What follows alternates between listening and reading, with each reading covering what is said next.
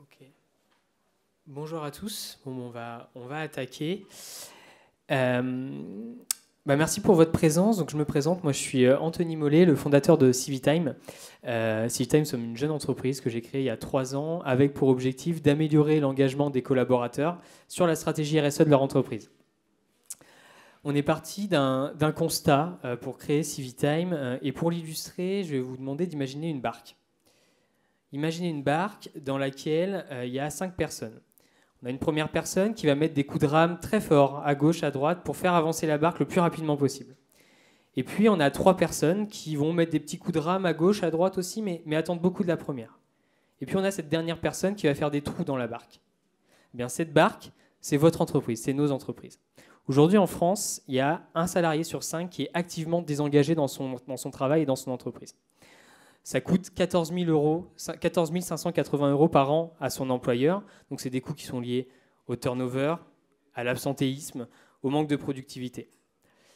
Et donc, c'est vraiment pour répondre à cette problématique-là qu'on a créé notre solution Civitime. On s'est associé avec des psychologues du travail pour identifier qu'est-ce qui fait qu'un collaborateur va être davantage engagé dans son entreprise. Et on s'est rendu compte qu'il y avait quelque chose qui jouait très fort, c'est de développer la fierté d'appartenance des salariés envers leur employeur et envers leur travail. Et un des éléments, quand on discute avec les collaborateurs, qui fait qu'ils sont fiers d'être dans leur société, c'est les engagements que cette entreprise prend en matière au niveau sociétal, au niveau environnemental et au niveau social. Autrement dit, la stratégie RSE des entreprises.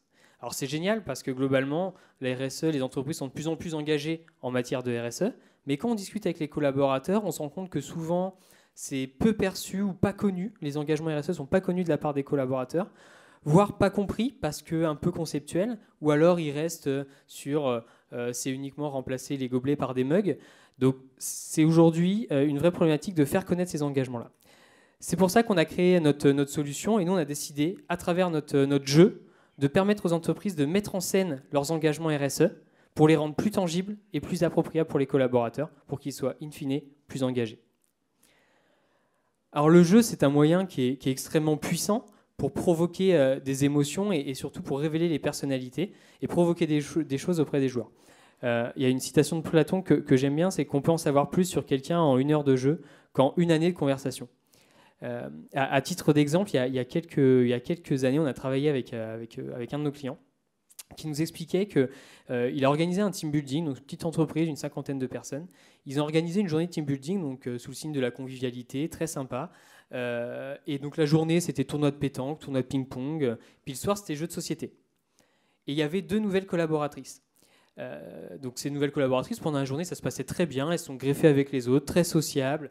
Tout s'est bien passé. Puis au moment des jeux de société, elles ont révélé leur vraie personnalité. Elles se sont rendues compte qu'elles étaient vraiment là pour la gagne, des vraies compétitrices, quitte même à tricher face à leur patron et à leur manager pour pouvoir gagner. Donc le jeu est extrêmement puissant pour ça. Si vous êtes un compétiteur dans l'âme, en 5 minutes de jeu, on peut l'identifier. Si au contraire, vous avez besoin de jouer en équipe pour pouvoir vous impliquer dans quelque chose, en 5 minutes de jeu, on va pouvoir l'identifier. Pour commencer, on va faire un petit jeu assez simple. Est-ce que vous connaissez le dilemme du tramway ? Oui, certains connaissent. Ah, mais du coup, il y en a un peu trop qui connaissent. Là. Bon, c'est pas grave, on va le faire pour ceux qui ne connaissent pas. Imaginez, vous êtes au bord d'une voie de chemin de fer.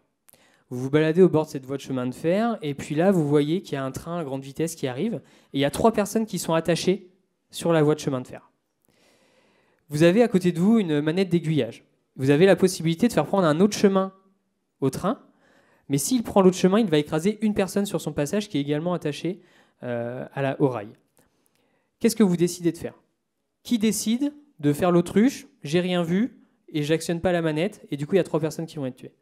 Levez la main ceux qui décident de faire ça. Ok. Et donc qui décide d'actionner la manette, mais du coup d'être directement responsable de la mort d'une autre personne ? Bon, ok. Tout le reste, sauf les indécis. Ok. La plupart des gens répondent comme vous. Autre cas.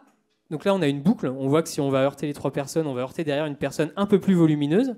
Vous avez toujours la possibilité, avec cette manette d'aiguillage, de changer la trajectoire du train, sachant que si elle percute la personne volumineuse, ça va automatiquement stopper le train. Qu'est-ce que vous faites ? Qui ne fait rien ? Ok, donc même logique, vous suivez la même logique, très bien. Donc qui, du coup, active la manette ? Ok. cas différent, vous êtes sur un pont, et sur le parapet du pont, il y a cette nouvelle personne volumineuse. Toujours les 3 personnes attachées sur les rails. Et là, vous avez 2 possibilités. Soit vous restez sur le pont et vous faites rien, ou alors vous poussez la personne volumineuse qui va tomber sur les rails et qui, pour le coup, va complètement stopper le train et va sauver la vie aux 3 autres personnes, mais c'est vous qui allez la pousser. Qu'est-ce que vous faites? Est-ce que certains ne font rien, font l'autruche, là? Un peu plus, déjà. Et qui pousse la personne? Ah, ok, donc beaucoup d'indécis, pour le coup.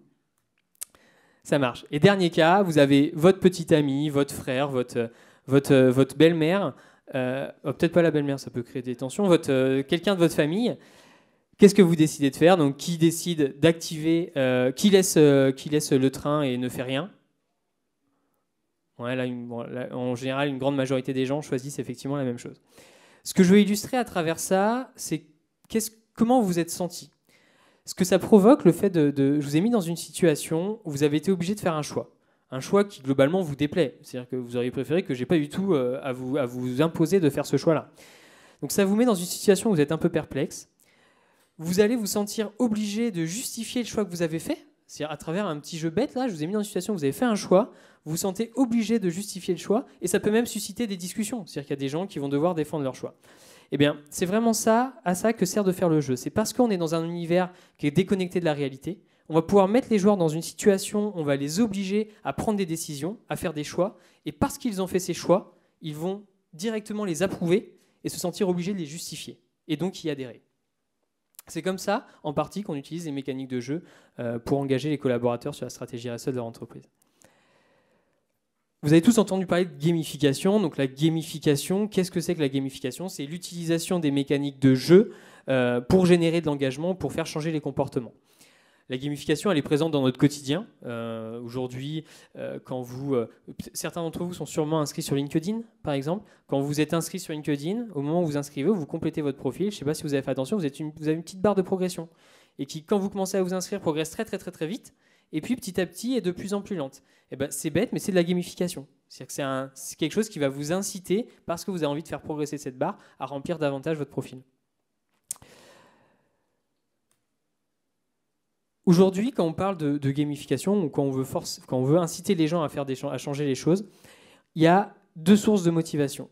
La première source de motivation, c'est ce qu'on appelle la motivation extrinsèque. Globalement, c'est la carotte.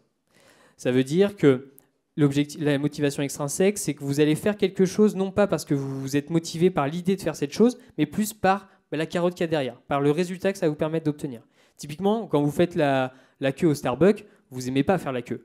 Mais vous la faites, vous êtes motivé pour faire la queue parce que vous savez que derrière, il y aura votre café. Idem quand vous êtes à l'école.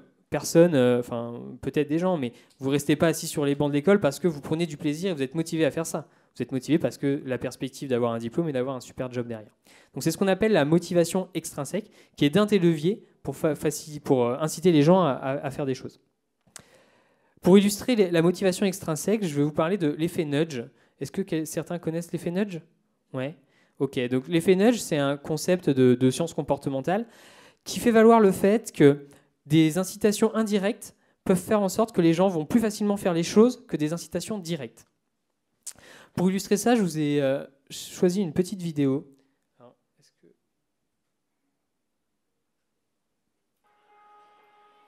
ok, bon, le son est comme ça.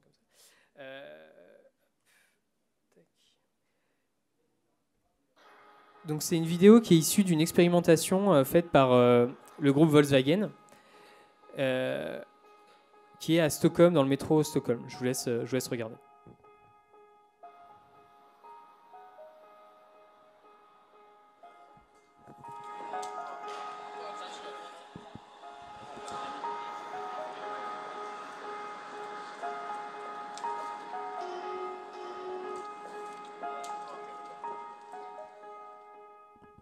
Là, vous avez des techniciens qui ont installé des pianos, enfin des touches de piano sur des marches.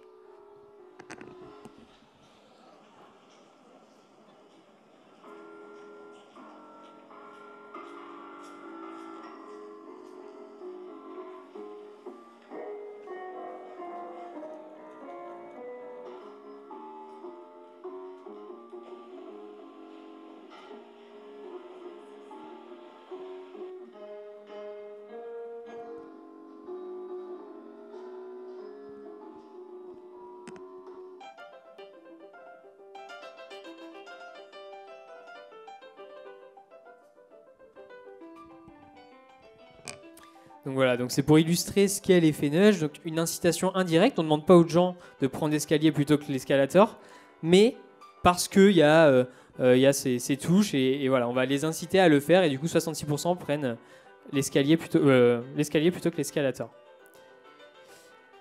Je vais vous montrer un autre exemple qui est un peu plus proche. Un autre exemple qui est un peu plus proche de ce pourquoi on est là aujourd'hui. Hop.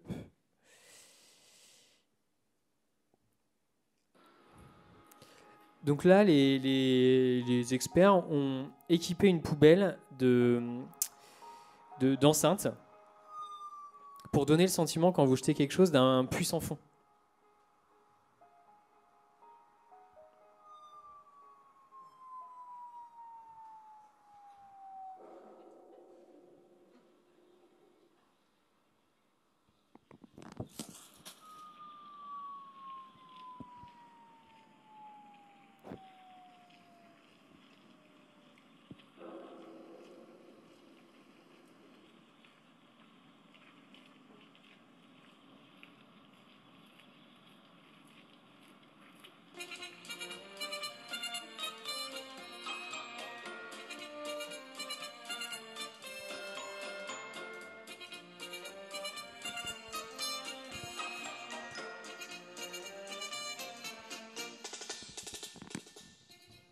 Voilà, donc 41 kilos de déchets récoltés en plus que d'habitude.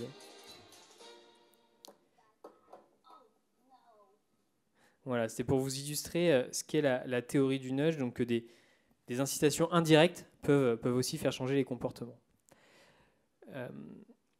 Et puis, deuxième source de motivation, qui est la motivation intrinsèque, qui est là et complètement différente, c'est l'inverse, c'est-à-dire que par l'action que vous allez réaliser, c'est elle-même qui va vous motiver. C'est-à-dire que vous allez éprouver du plaisir dans l'action et ce qui va vous motiver à la faire. La course à pied, c'est exactement un exemple de motivation intrinsèque. Au fur et à mesure que vous courez, vous développez de la dopamine, je crois, qui fait que du coup, vous êtes motivé de plus en plus à le faire. Et c'est l'action en elle-même de courir qui vous motive. Ce qu'on appelle la motivation intrinsèque.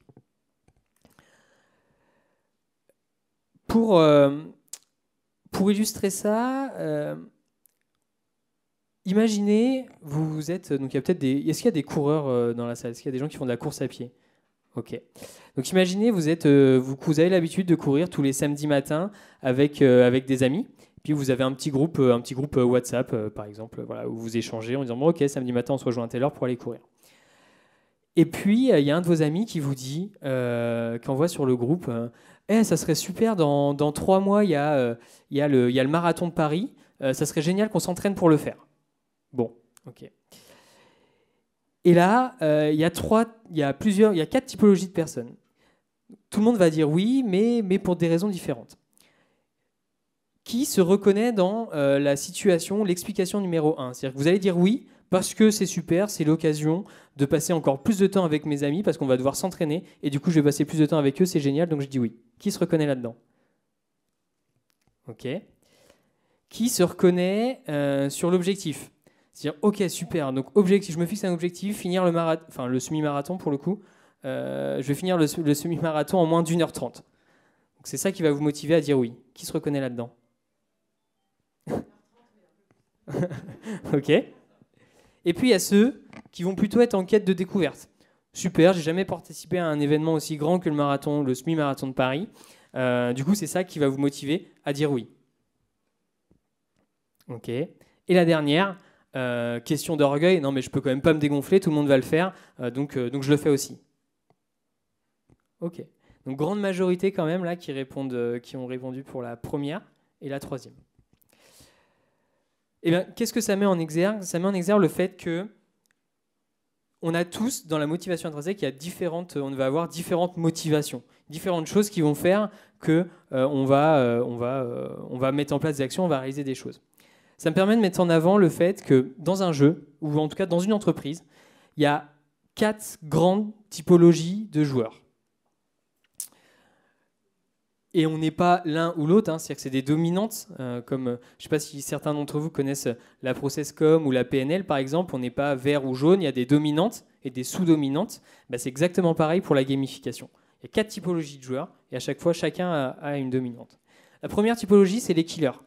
Les killers, donc il y a 2 typologies de killers. Il y a les compétiteurs. Donc, objectif, c'est gagner, être le meilleur possible, être le premier au classement et pouvoir passer au niveau d'après. Donc, c'est des purs compétiteurs. Et il y a aussi, dans les killers, on a aussi les guerriers.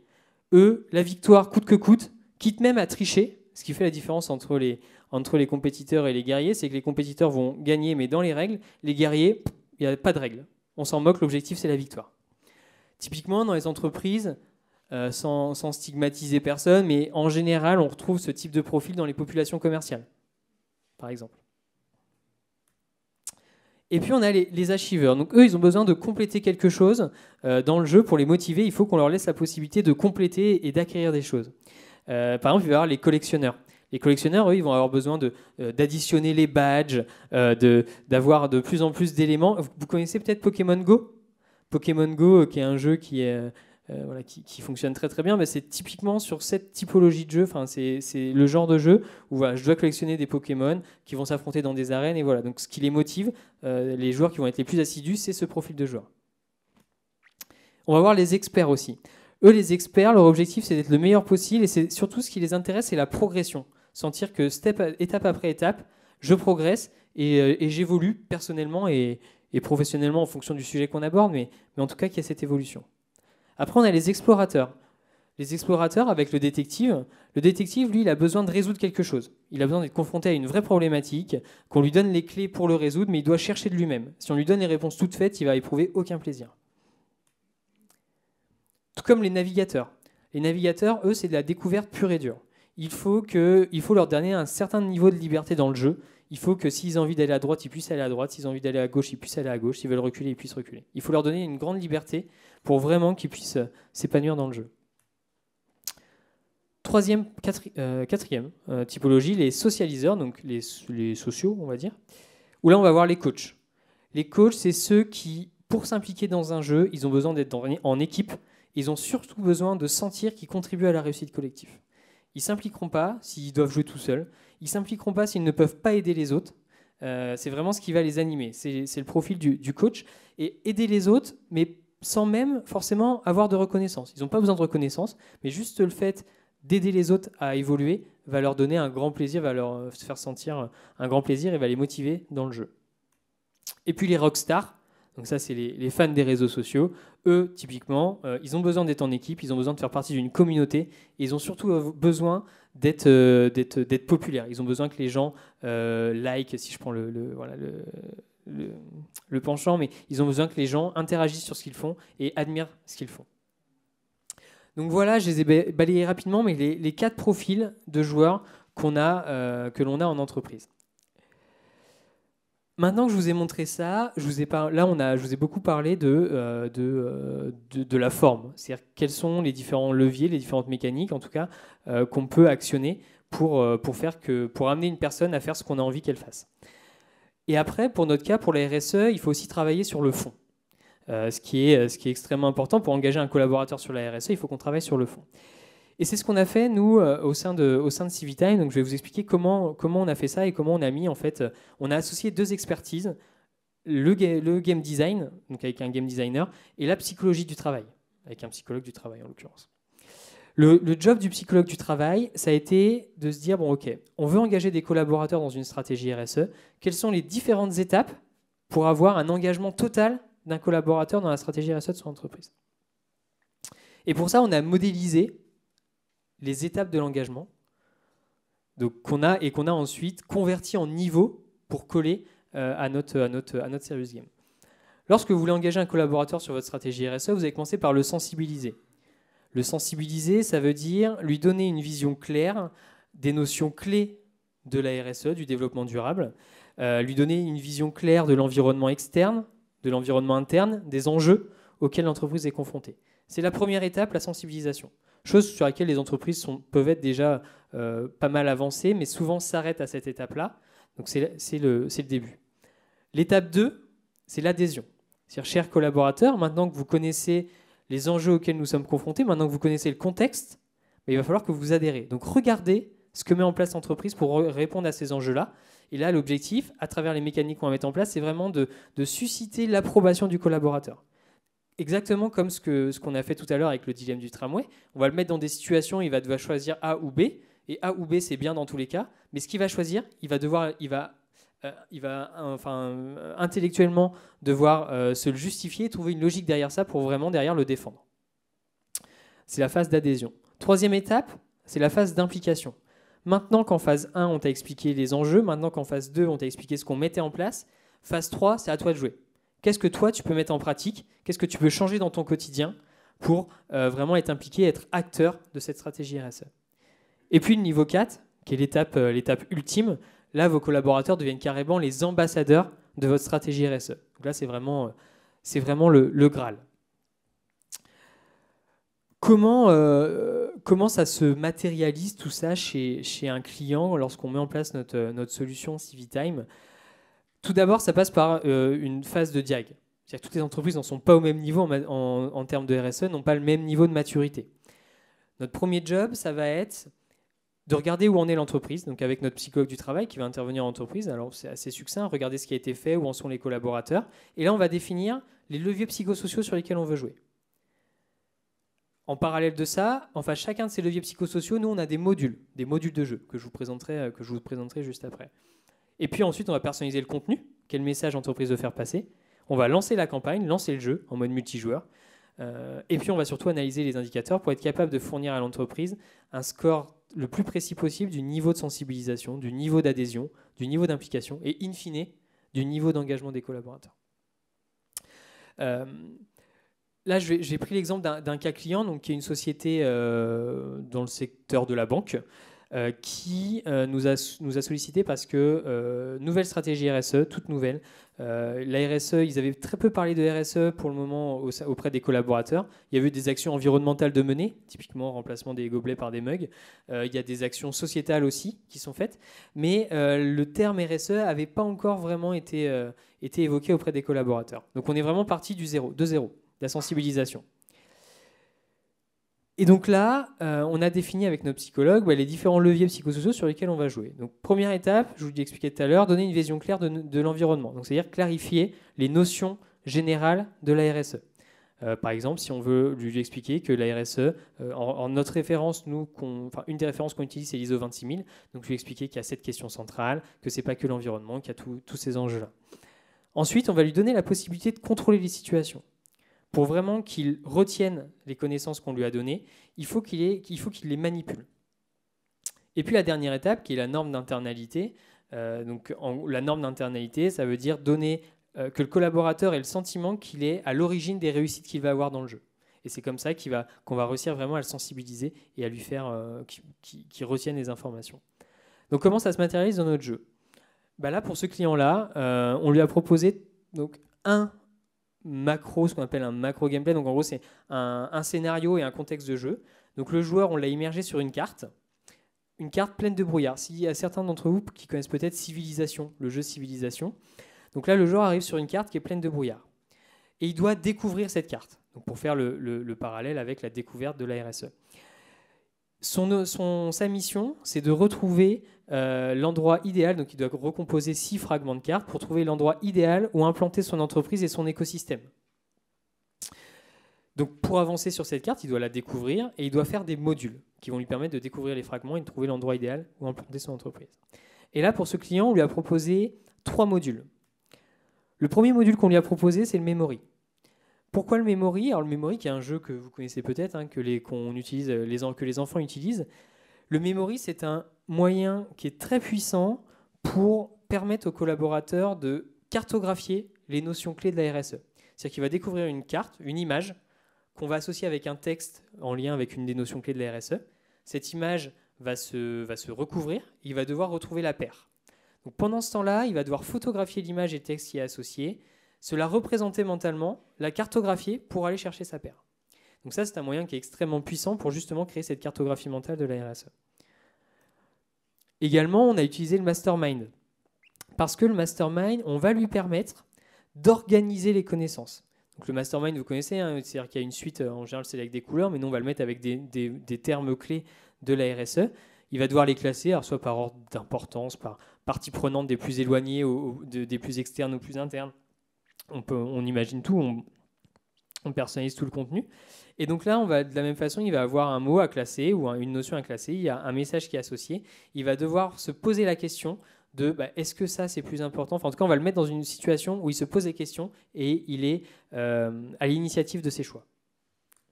Et enfin, le dernier module, qui est un module qui est basique, mais qui est ultra complémentaire de ce que je vous ai montré juste avant, qui est le duel quiz.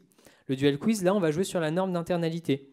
Ça veut dire que, chers collaborateurs, à travers les modules précédents, on t'a fourni tout un tas de connaissances que tu as. Maintenant, à toi de de les utiliser à bon escient. Et donc là, sur Duel Quiz, en l'occurrence, le collaborateur va affronter quelqu'un d'une équipe adverse sur 5 questions liées à la stratégie RSE de son entreprise. Celui qui a le plus de bonnes réponses remporte le duel et peut avancer sur sa carte et continuer à découvrir les notions clés de la stratégie RSE de son entreprise. Et puis, alors, je regarde juste mon timing parce que ouais, ça va être un peu chaud de passer sur la phase d'adhésion. Mais après, on a le même fonctionnement sur l'adhésion. C'est-à-dire que sur l'adhésion, on fait un diag avec le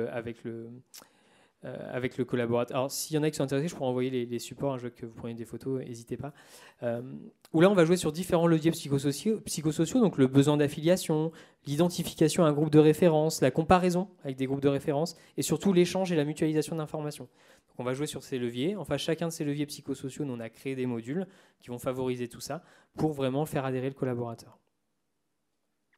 Je ne détaille pas les modules, mais si ça vous intéresse d'en savoir un peu plus, on est au stand de PE, enfin je vous le redirai parce que je ne le connais pas par cœur, puis Léa mènera. Mais, voilà. Quelques indicateurs forts, parce que forcément mettre un jeu c'est génial, mais il faut qu'il y ait un retour sur investissement. L'indicateur qu'on regarde le plus, qui est notre indicateur clé, c'est le taux moyen de participation de CiviTime, à CiviTime. En moyenne, donc, nos clients aiment bien nous comparer à d'autres outils de communication interne. Ils nous comparent souvent, par exemple, aux newsletters internes. Donc quand sur les newsletters, ils nous disent déjà ils ont 10% de taux de clic, ils sont ultra contents. En moyenne, quand on déploie CiviTime dans une entreprise, donc nos clients moyens, on peut l'adapter sur tout, mais en moyenne, c'est 1000 à 2000 collaborateurs, on va avoir 61% de taux de participation.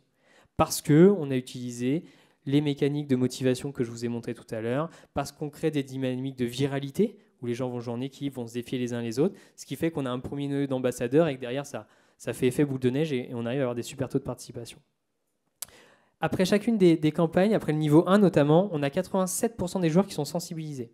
Donc ça, en fait, dans le jeu, on traque, donc ce 87, on l'obtient en combinant tout un tas d'indicateurs dans le jeu. C'est-à-dire que dans le jeu, on traque absolument tout ce que fait le collaborateur, de façon anonyme, bien sûr. On n'est pas capable de dire que Thierry est engagé à hauteur ou est sensibilisé à hauteur de X%, mais par contre, on est capable de dire qu'en moyenne, les collaborateurs sont sensibilisés à hauteur de X%. Et le fait qu'on traque tout va nous permettre d'avoir cette métrique-là. Par exemple, sur le memory, on va traquer combien de fois un joueur met pour trouver la bonne combinaison. Est-ce que c'est au bout du premier essai, du deuxième essai, du troisième essai, du cinquième essai? Et on va pouvoir interpréter ça. De la même façon, combien de fois un message clé s'est affiché et combien de temps il s'est affiché. C'est-à-dire qu'il a vu une image, le collaborateur, sur le memory. Il y a le texte qui est associé. Si il est resté que 3 secondes, le texte a été affiché que 3 secondes, on peut assez facilement se dire que globalement, il ne l'a pas lu. Ou il l'a pas, en tout cas, il l'a pas assimilé. Mais par contre, s'il est resté 20 secondes dessus, c'est qu'il a vraiment cherché à le mémoriser parce qu'il sait que derrière, il va devoir réutiliser ses connaissances dans le duel quiz. Donc bref, on réunit tous ces indicateurs-là pour vous donner des indicateurs macro, on va dire, sur le niveau de sensibilisation, idem sur le niveau d'adhésion, niveau d'implication, niveau de valorisation, pour, in fine, avoir un taux d'engagement des collaborateurs sur votre stratégie RSE.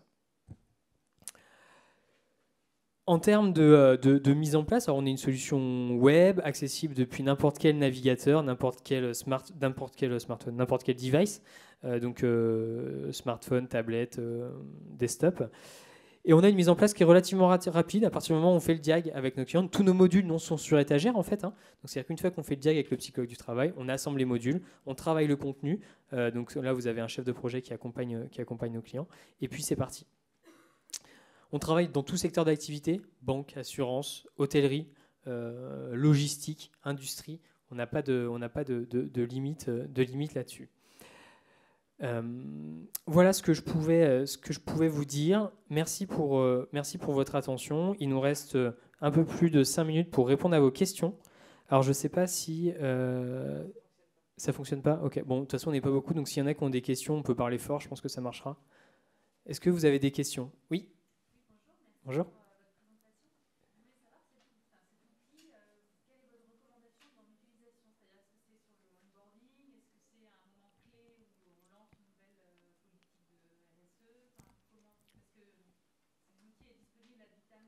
Ouais. Non, vous avez complètement raison. Quand on déploie un niveau, c'est une aventure qui va durer. Donc, on va d'abord le lancer en mode multijoueur. C'est-à-dire que le mode multijoueur va durer entre 2 et 4 semaines. Les collaborateurs ce qui varie entre 2 et 4 semaines, c'est le contenu que vous voulez mettre, hein. Et les collaborateurs vont pouvoir jouer 5 minutes par jour, d'accord, entre 2 et 4 semaines. Une fois que le mode multijoueur est terminé, il y a un mode solo qui s'active pour justement faire de l'onboarding. C'est-à-dire que ceux qui veulent rejouer pour améliorer leur score peuvent rejouer. Il y en a beaucoup qui le font, donc ça veut dire qu'ils n'en ont pas eu assez, quand ils retournent se faire une piqûre de RSE, donc c'est plutôt pas mal. Et puis ils restent disponibles en mode solo pour justement les nouveaux collaborateurs qui arrivent, pour permettre à tout le monde d'être toujours sur le même pied d'égalité. Ce qui fait que 6 mois après, quand on va lancer le niveau 2, par exemple, en général, nos clients laissent un laps de temps entre deux niveaux. On va lancer le niveau 2, on va recommencer en mode multijoueur. Donc tout le monde tous les nouveaux peuvent intégrer. Et puis le niveau 2 reste accessible en mode onboarding, et ainsi de suite jusqu'à ce qu'on ait déployé les 4 niveaux. Donc vous avez complètement raison. Ce qui est important, c'est de ne pas avoir il faut que l'aventure soit limitée dans le temps, quitte même à ce que quand ça s'arrête, ça crée, en tout cas le mode multijoueur s'arrête par exemple, que ça crée un peu de frustration auprès des collaborateurs, parce qu'on sait que quand le deuxième niveau va arriver, on va exploser les taux de participation. Est-ce qu'il y a d'autres questions? Oui? Merci beaucoup pour cette présentation très claire. Est-ce que vous essayez d'aller plus loin avec l'entreprise, c'est-à-dire que on a des engagements RSE qui sont pris, là on va essayer d'embarquer les employés sur ces engagements-là. Est-ce que après vous êtes là en support avec l'entreprise et vous essayez d'aller plus loin justement sur de nouveaux engagements que vous pourrez mettre en place? Alors, ouais, effectivement, ça ne s'arrête pas juste à la mise en place de notre produit, il y a un vrai service derrière. On va aller plus loin, mais sur la notion, toujours, on reste sur notre domaine d'expertise, qui est comment j'engage les collaborateurs, comment je les acculture. C'est-à-dire que notre psychologue du travail va continuer à travailler avec le client pour dire, bon, bah, ok, on a fait tout ça, donc comment on va encore plus loin? Est-ce qu'on remet des modules bien spécifiques? On peut même créer des fois des modules sur mesure, donc on va rester là-dessus. Mais par contre, on ne va pas forcément intervenir dans la construction de la stratégie du client. Parce qu'il y a des gens, on travaille avec des consultants, quand on est sollicitation, on travaille avec des consultants qui le font très bien, c'est leur métier, donc voilà. Mais nous, on reste vraiment sur notre thématique qui est l'engagement et l'acculturation. Oui? Vous êtes focalisé sur la culture française ou est-ce que vous avez... Est-ce qu'il y a des cultures avec aussi des autres... Ouais, tout à fait. Alors, c'est un de nos gros sujets de discussion, enfin, c'est un peu mon rêve d'en arriver à ça, c'est d'avoir un jeu qui soit capable de s'adapter à l'apprenant, enfin en tout cas au collaborateur. C'est-à-dire qu'en fonction de l'expérience et des premiers pas que le joueur va faire dans le jeu, que les leviers psychosociaux, les premiers sur lesquels on joue, bah, au fur et à mesure, ça s'adapte aux collaborateurs. Donc aujourd'hui, pour répondre à votre question, alors, on travaille en France et à l'étranger. C'est-à-dire que notre solution, on travaille chez L'Oréal, on l'a mis en place dans 55 pays, leur Hermès à peu près pareil, voilà, on travaille dans tous les pays, mais effectivement toujours avec les mêmes leviers psychosociaux. Donc avec cette expertise qu'on a menée en France, en fait, cette expertise-là. Mais pour l'international, et même en France, hein, parce qu'il y a des leviers qui vont plus marcher sur certains que sur d'autres, on a cette ambition-là à moyen terme, on va dire, d'avoir un jeu qui s'adapte à l'apprenant. Et donc ça sera vrai en France, mais ça sera vrai aussi à l'étranger. Et ça sera, quand on en arrivera là, ça sera génial. Oui, parce que par exemple, votre exemple de dire que vous avez implémenté ça dans une entreprise où il y avait deux collaboratrices nouvelles qui ont triché. Je pense que au moment que vous avez des nouvelles personnes, et ça c'est un chose, on peut débattre ça, mais comment un nouveau collaborateur, vous sentez un peu le regard sur vous. Oui, Et aussi, le jeu, c'est un safe space. Alors, tout à fait. je ne sais pas si c'est un reflet de qu'elles sont des tricheurs normalement dans la vie, Non, non, bien sûr. mais ça me it's worrying. Oui, oui, non, tout à fait, tout à fait. Douter que c'est un peu une manière qu'une personne va être labelée tricheur Mm. pour le reste de l'équipe. Alors là, bon, en l'occurrence, c'était pas avec notre solution que le client nous a fait ce retour d'expérience, parce que c'est quelque chose qu'il a fait dans son entreprise avec des jeux de société, donc c'était absolument pas sur nos solutions. Mais en tout cas, ce qu'il a vécu, c'est vrai. Alors, il faut pas effectivement aller jusqu'à taguer les gens. C'est clair que l'objectif, c'est pas ça. Mais ça révèle quand même des choses. De la même façon que quelqu'un qui va sur Civitime, quelqu'un qui va créer une équipe, inviter tout le monde à rejoindre son équipe, bah, il va avoir un profil un peu d'ambassadeur, voire même un peu de leader d'influence. Et ça veut dire, pour nos clients, pour les entreprises, les responsables RSE, bah, qu'elles se disent, si demain elles cherchent des ambassadeurs ou des relais d'information, bah, elles savent qu'elles peuvent se reposer sur ces gens-là, par exemple. Donc effectivement, on ne tague pas les gens, mais ça permet quand même de faire remonter des comportements ou des choses qu'on peut exploiter. Une dernière question. Oui. Est-ce que vous adaptez cette approche pour des thématiques spécifiques, par exemple diversity, inclusion, racism, pour que les gens comprennent un peu plus cette dynamique? Est-ce Bah, des sujets qui sont difficiles? dans tous les cas, on aborde, notre référentiel, on l'a construit sur les 7 questions centrales de l'ISO 26000. Donc déjà, tous les sujets, relations, conditions de travail, diversité, inclusion sont intégrés. Mais pour certains clients, on va faire des focus. Par exemple, on travaille avec la Société Générale, on fait un focus environnement. Voilà. On a d'autres clients qui font un focus handicap.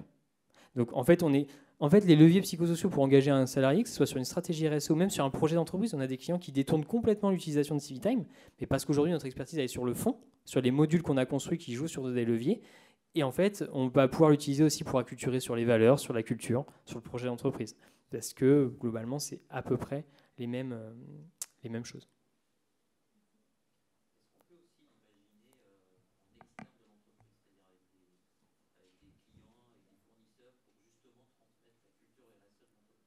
Ouais. Ouais, complètement.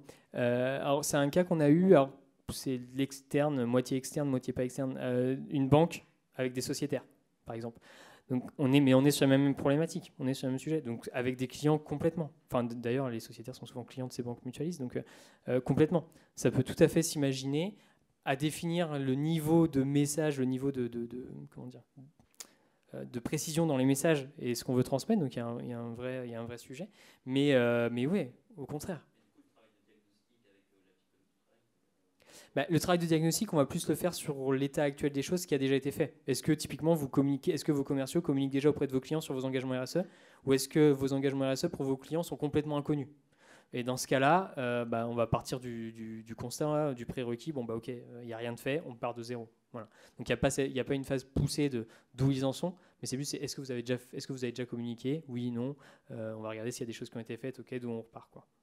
On va plus le faire comme ça. Oui. Moi, j'ai une question plus sur les personnes avec qui vous travaillez. Vous parlez des entreprises, est-ce que vous travaillez aussi avec d'autres structures type associations? On a travaillé avec quelques associations. On l'a travaillé avec des associations, notamment sur des festivals, notamment. Des associations qui organisent des festivals et qui sont en train de passer la norme. Alors, je ne sais plus la norme. Ouais, c'est ça. Enfin, une ISO quelque chose ouais, sur le événementiel responsable, exactement. Et du coup, on a travaillé avec eux. Donc, c'est une asso qui a mis en place sur ce festival. Oui, enfin, globalement, on n'a pas de limite là-dessus. Même les collectivités, on commence à travailler auprès des collectivités. Donc oui, complètement. Oui, bien sûr, n'hésitez pas. S'il y en a qui veulent après, donc on a un stand PE01. N'hésitez pas, on a quelques visuels du jeu si vous voulez voir un peu à quoi ça ressemble et aller un peu plus dans les détails. Ok, ben merci à tous. Bonne journée.